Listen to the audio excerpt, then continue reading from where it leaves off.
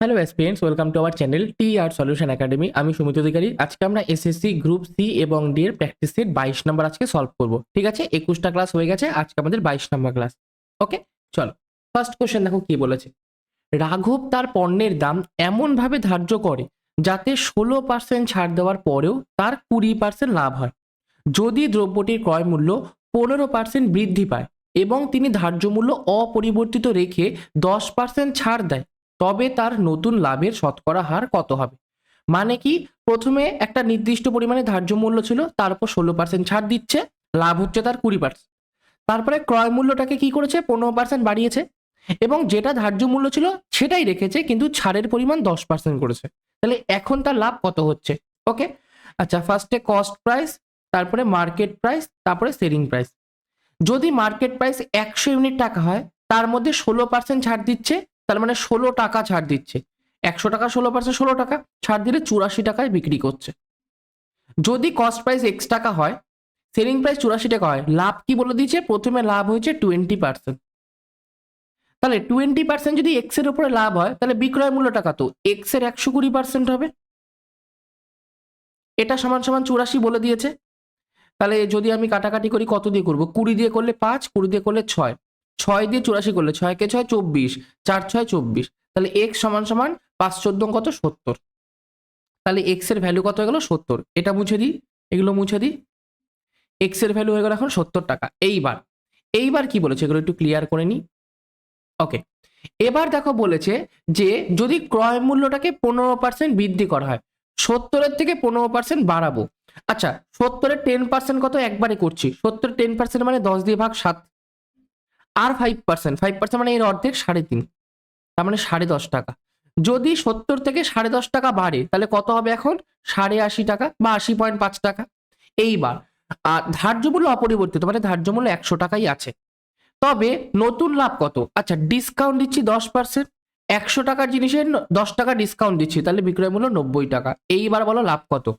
80.5 টাকার জিনিস 90 টাকায় বিক্রি করছি, লাভ কত হচ্ছে? 9.5 টাকা। কতর মধ্যে? 80.5-এর মধ্যে। শতকরা কত? ইন্টু 100%। আচ্ছা, দশমিক তুলি, দশমিক তুলি কত দিয়ে করব? 95 আর এত। যদি 9 দিয়ে করি, 5 নং 45, 4 আর 9 নং 81 যাবে না। 5 দিয়েই কাটি, 5 একে 5, 6 7 8 9 45, 5 নং 45, 5 দিয়ে 5 নং 80, 5 একে 5, 161। আর কিছু কি কাটাকাটি যাচ্ছে? 19 দিয়ে 161 যায় না, 152। ঠিক আছে, তাহলে 1900 বাই 161 ভাঙাবো। 161 একে 161, এটা 9, এটা 7 8 9 2, 290। 290 মানে 16 দুগুণে 32, ওই একবারই যাবে 161। মাইনাস করবো। আচ্ছা, যেহেতু 11 চলে এসছে, আমরা এখান থেকেই 1 নাম্বার অপশনটা ঠিক করতে পারি যে 11 পয়েন্ট সামথিং আমাদের অ্যান্সার বেরোবে। ঠিক আছে, চল নেক্সট। সুরেশের চেয়ে রমেশ 30% বেশি বিনিয়োগ করেছেন, সুরেশ অরুণের চেয়ে 40% কম বিনিয়োগ করেছেন। যিনি 8,000 টাকা বিনিয়োগ করেছেন, তাহলে তাদের সকলের একসাথে বিনিয়োগ করা মূলধন কত? আচ্ছা, সুরেশ রমেশের সাথে রিলেটেড, আবার সুরেশ অরুণের সাথে রিলেটেড। তাহলে আমি উল্টো ভাবে বলি, রমেশ সুরেশের সাথে রিলেটেড আর সুরেশ অরুণের সাথে রিলেটেড। এইবার এই লাইনটা দেখো, সুরেশ অরুণের চেয়ে 40% কম পেয়েছে, যিনি মানে অরুণ, অরুণ 8,000 টাকা পেয়েছে। তাহলে এখানে অরুণের জায়গায় 8,000 বসিয়ে দিই। এইবার অরুণের সাথে কে রিলেটেড? অরুণের সাথে সুরেশ রিলেটেড, যে সুরেশ অরুণের চেয়ে 40% কম পেয়েছে। 40%-এর ফ্র্যাকশনাল ভ্যালু কত? 2/5। তাহলে 2/5 কম পেয়েছে, তার মানে অরুণের কত পাবে?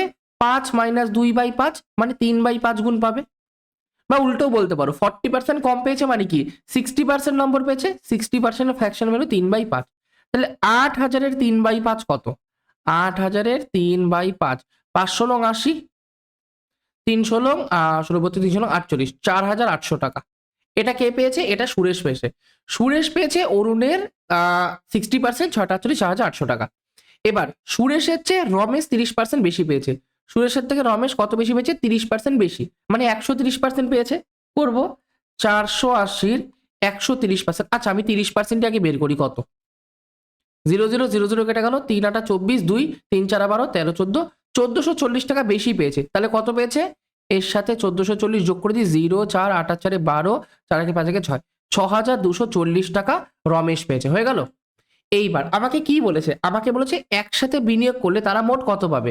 তাহলে এই তিনটেকে যোগ করে দেবো, কত হবে 8,000-এর সাথে 4,000 যোগ করলে 8 × 12, 12-র সাথে 6,000 করে 12 আছে 18,000, 18,000 আর এক্সটা এখানে 240 আর 800 আছে, 800 আর 200-তে 1000, 1040, তাহলে 04091 19,040, 19,040 কোথায় আছে, বি অপশনে আছে, এটা তাহলে আমাদের কারেক্ট অ্যান্সার হয়ে গেল। ঠিক আছে, চল নেক্সট।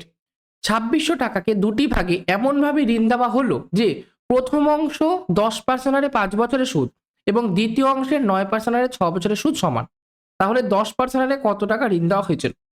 আচ্ছা, ধরে নিচ্ছি 10% হারে এক্স টাকা ঋণ দিয়েছি আর 9% হারে ওয়াই টাকা ঋণ দিয়েছি, তাহলে এক্স টাকা আর ওয়াই টাকা এদের সমষ্টি কত 2600, মানে 2600 টাকাটাকে দুভাগে ভাগ করেছি, একটাতে এক্স টাকা একটাতে ওয়াই টাকা, এক্স টাকাটা 10% হারে। আচ্ছা, এক্স টাকার ওপর কি বলেছে 10% হারে 5 বছরের সুদ, যদি এক্স টাকার ওপর 10% করে 5 বছর সুদ পায় তাহলে ক টাকা পাবে, 5 10 50% টাকা। আর ওয়াই টাকার উপর যদি 9% হিসেবে 6 বছরের সুদ হয় তাহলে কত টাকা পাবে, 6 নং 54% টাকা। এই দুটোর পরিমাণ সমান, তাহলে এখান থেকে আমি যদি এক্স বাই ওয়াই করি সেটা কত বেরোবে, 54% বাই 50%, 2% দিয়ে কাটলে 27 দুগুণি 54, 2% দিয়ে কাটলে 25 দুগুণি 50, তাহলে 27/25 হলো। এখান থেকে বলতে পারি এক্স এর ভ্যালু 27 ইউনিট, ওয়াই এর ভ্যালু 25 ইউনিট, তাহলে এক্স প্লাস ওয়াই মিলে কত হচ্ছে 27 আর 25 52, এই 52 যে এক্স প্লাস ওয়াই এর ভ্যালুই কোশ্চেনে 2600 বলে দিয়েছে, তাহলে 52-র ভ্যালু যদি 2600 হয়, একের ভ্যালু কত 50, কারণ 52-কে 100 দিয়ে গুণ করলে 5200 হয়, তাহলে 50 দিয়ে গুণ করলে তার অর্ধেক 2600 হবে, একের ভ্যালু 50। আমাকে বলেছে 10% ঋণ দেওয়ার টাকার পরিমাণ, মানে এক্স এর ভ্যালু জানতে চাইছে, এক্স এর ভ্যালু এই যে দেখতে পাচ্ছ 27, তাহলে 27-এর ভ্যালু 5 7 35, 3 5 2 10 11 12 13, 1350 টাকা, বি অপশনটা কারেক্ট অ্যান্সার। ওকে, নেক্সট।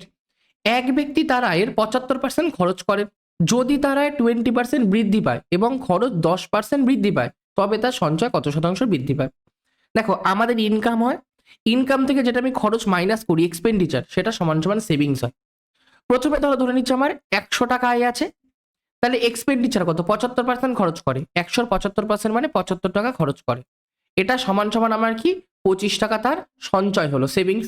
ওকে, যদি তার আয় 20% বাড়ে, 100 20% বেড়েছে মানে 120 টাকা হয়েছে, খরচ 10% বাড়ে, 75-এর 10% কত 7.5, এটা বেড়েছে, তাহলে কত হচ্ছে 5 7 5 12 8, 82.5 টাকা এখন আমার এক্সপেন্ডিচার বা খরচ হয়েছে, তাহলে সঞ্চয় কত মাইনাস করব।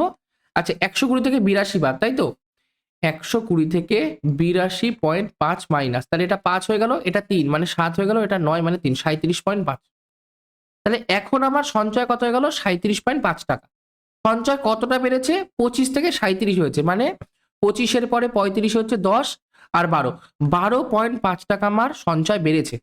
কতর মধ্যে বেড়েছে 25-এর মধ্যে বেড়েছে, শতকরা কত ইন্টু 100%, দশমিক তুললে নিচে 0, 125-এর ডবল 250, 2 দিয়ে কাটলে 50 দুগুণি 100, 50% আমার সঞ্চয় বেড়েছে, মানে কোনটা এনওটি আমাদের কারেক্ট অ্যান্সার।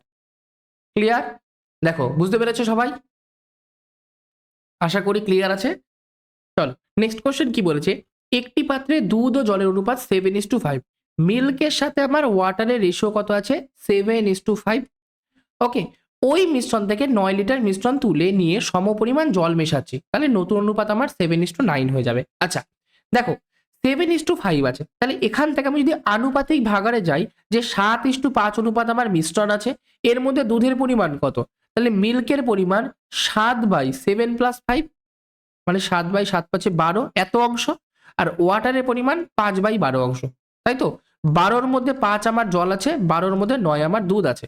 এইবার আমরা আনুপাতিক ভাগার কেন বের করি, কারণ কোনো নির্দিষ্ট পরিমাণ কোনো মিশ্রণে কতটা দুধ আর জল আছে সেটা বের করার জন্য।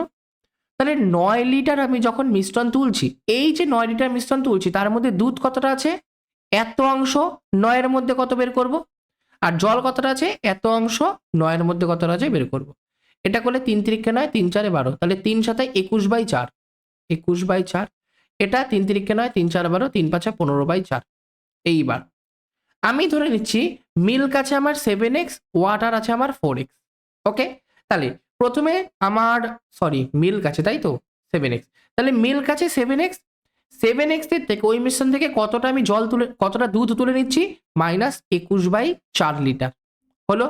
ডিভাইডেড জল কতটা আছে 4x, তার মধ্যে থেকে কতটা আমি জল তুলে নিচ্ছি, -15/4। 4x কেন, 5x হবে তো এটা, তাহলে এটা 5x। 5x থেকে জল তুলছি 15/4 লিটার। এইবার কথা বলেছে মিশ্রণ তুলে সম পরিমাণ জল মেশানো হলে, সম পরিমাণ জল মানে 9 লিটার আমি তুলছি, তাহলে নিচে আমি 9 লিটারই জল যোগ করব।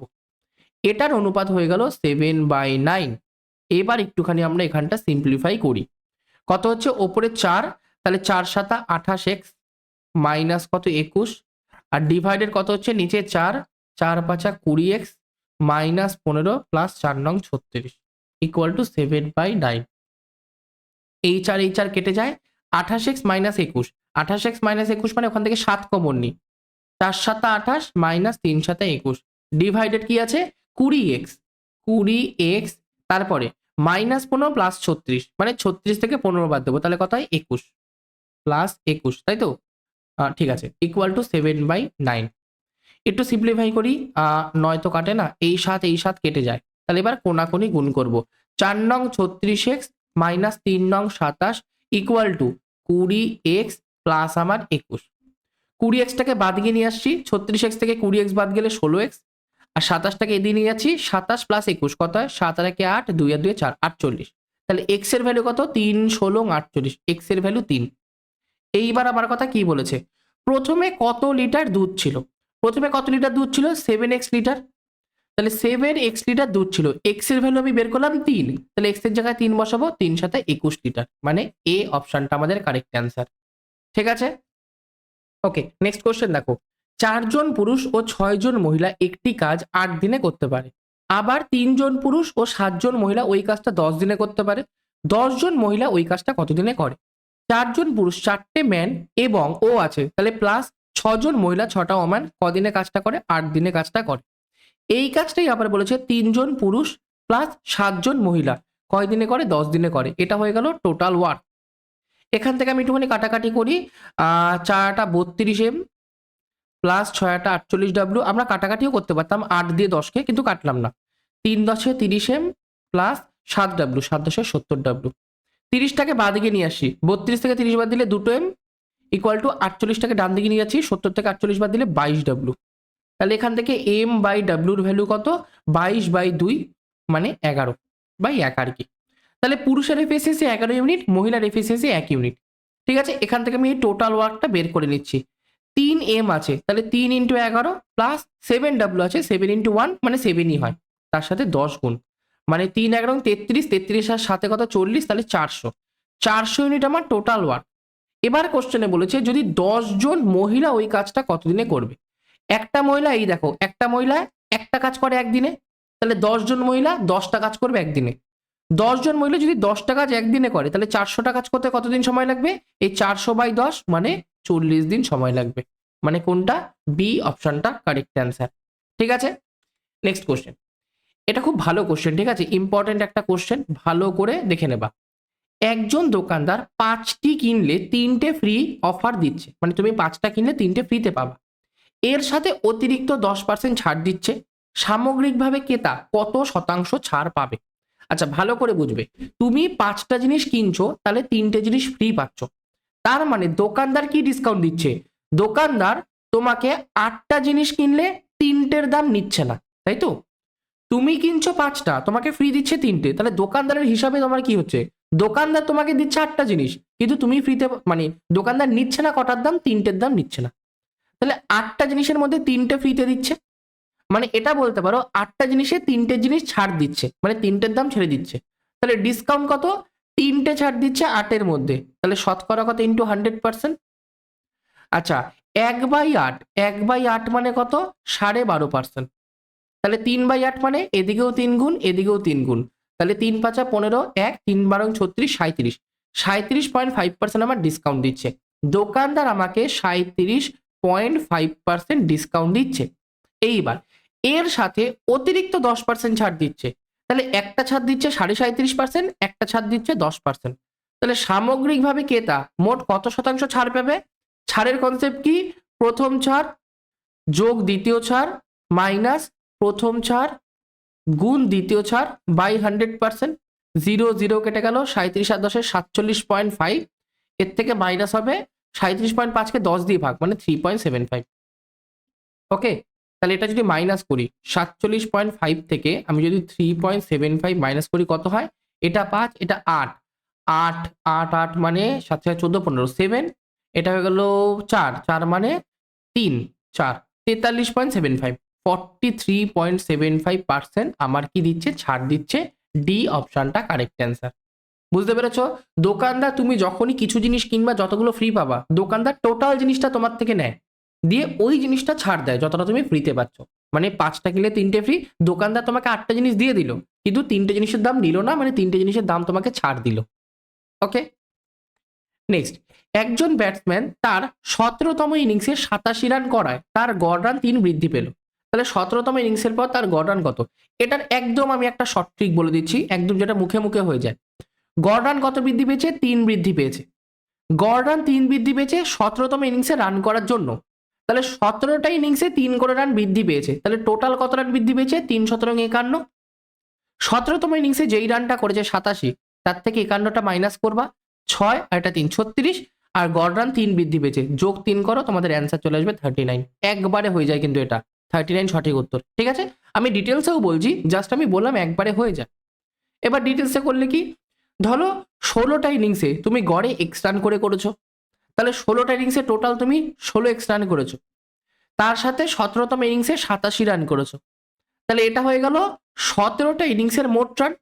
এখন বলেছে গড় রান আমার কত? 3 বৃদ্ধি পেয়েছে, তাহলে এখন রান এক্স প্লাস 3 হয়ে গেছে, টোটাল আমার ইনিংস সংখ্যা কত? 17। তাহলে এটাও 17টা ইনিংসের মোট রান, এটাও 17টা ইনিংসের মোট রান হয়ে গেল।